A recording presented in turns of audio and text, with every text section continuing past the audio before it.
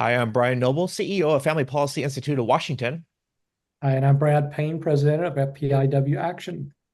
A couple of disclaimers before we get started. Nothing in this video should be construed as an endorsement of the candidate, nor the candidate's endorsement of FPIW, nor FPIW Action. It's simply a public service to meet and greet the candidate. Also, this will be recorded and placed on several platforms. Brad? All right, JR, thank you for joining us this morning. We appreciate having you on. So my first question is pretty simple, kind of three parts. One is if you would just give your name and the position you're running for our listeners, and then give us a little background about yourself and your family. All right. Well, I'm running for representative of the 24th District, position 1. And it's an open seat, Mike Chapman's seat. I live in Grays Harbor. I've lived here for 60 years. I am married. I have 6 children, 6 grandchildren, and 1 on the way. Yeah, I've served in different parts of leadership my whole life, starting with leadership the leadership club and the YMCA. I was a stand-in dad when I was 16 and 17 years old for kids that didn't have a dad, all the way through leadership Grays Harbor. A lot of leadership. I've been union president, vice president, Aberdeen Fire Department, served there 25 years, retired, went to work for the DOT, and I got fired there for not taking the vaccine. And I served in Real Man's ministry out at the prison for 5 years. And if you're not familiar with that, that's a 9-month to 2-year course on teaching men to be Christ-like. Christ-likeness and being a real man is synonymous. And I got prevented from going there when COVID hit, right? And then, so I haven't done that then. But I've been on our church council at Grays Harbor Foursquare Church, been in the head usher, lead a men's Bible study, and I'm also teaching that course Sunday mornings before church at present. That's a little bit about myself. There's more, or is that good enough? That's great. So, what would you say is motivating you to be in office? Okay, I do not want to be guilty of the sin of omission, which is when good men know what to do and don't do it. I've been given a very diverse background, and I've been thrown into leadership roles, that nobody wanted to do in the fire service, like training officer. But I have a legacy of bringing people together and making things better. And some of the things that I instituted in the fire service, they're still doing it my way, or something that I helped lead. Not just my way. It was collaborative.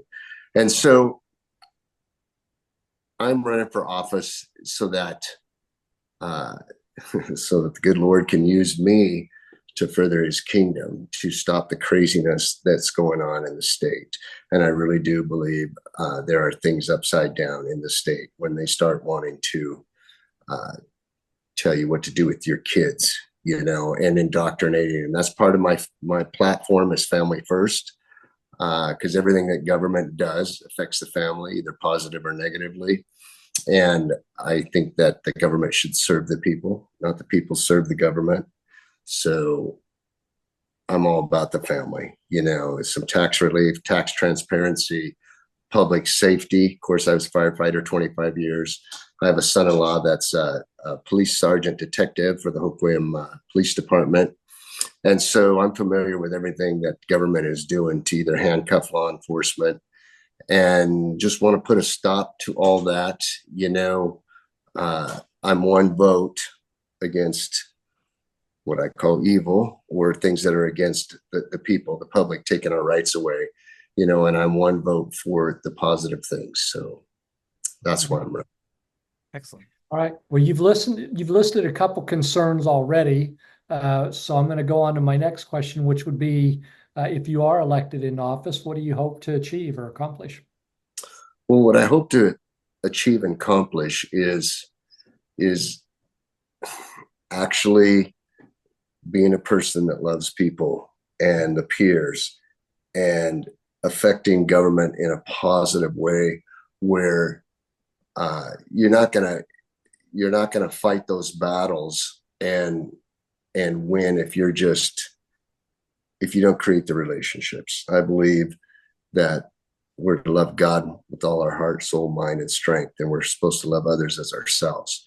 So I want to bring that to government. I want to understand. I want to, my gifts are encouragement, and I've been told I'm very persuasive. So I don't know if that's a gift or not, but I have. And so, with encouragement and ideas and listening to the public and I want to do the job of represent the people, we the people, and I'm one of those people. And I stand up to bullies. And so I think in a positive way, I can do those things and bring people together and motivate them to make good decisions. And that's my goal.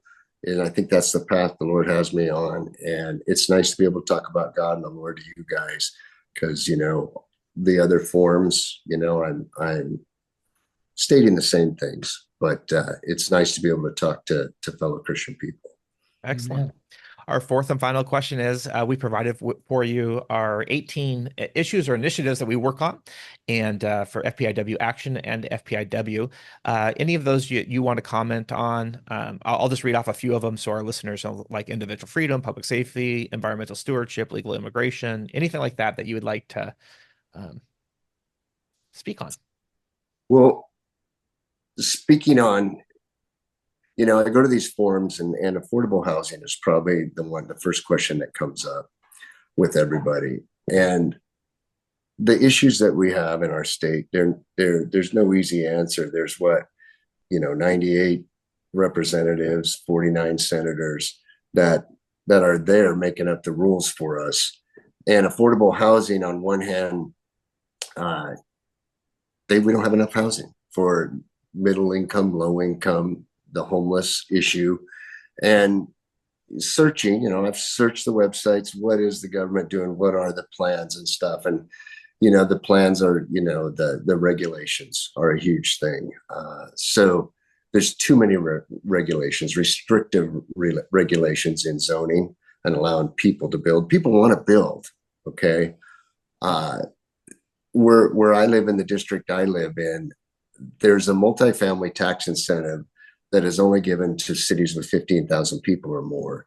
And there's only a couple cities in our district that even would fit, but there's been zero monies given for the affordable housing or multifamily tax incentive. So one of the things I would do is try and make that fair for all cities and get rid of these energy codes that have been implemented that, it's an oxymoron, and say we need affordable housing. And then they increase the price of gas, which increases all the supplies to build a home.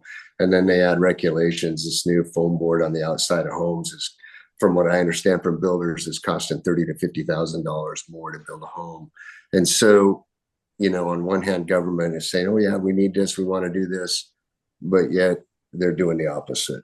And so, affordable housing was on your list, but every single item is important and needs to be addressed.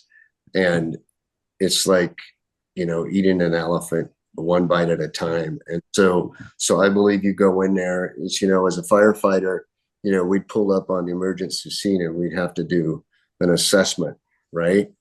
Before you act. And the first thing you always learn is do no harm. You don't make a problem worse. All right, do no harm. And then you assess, you see what you have, and then you make a plan, and then you implement it, and then you reassess it.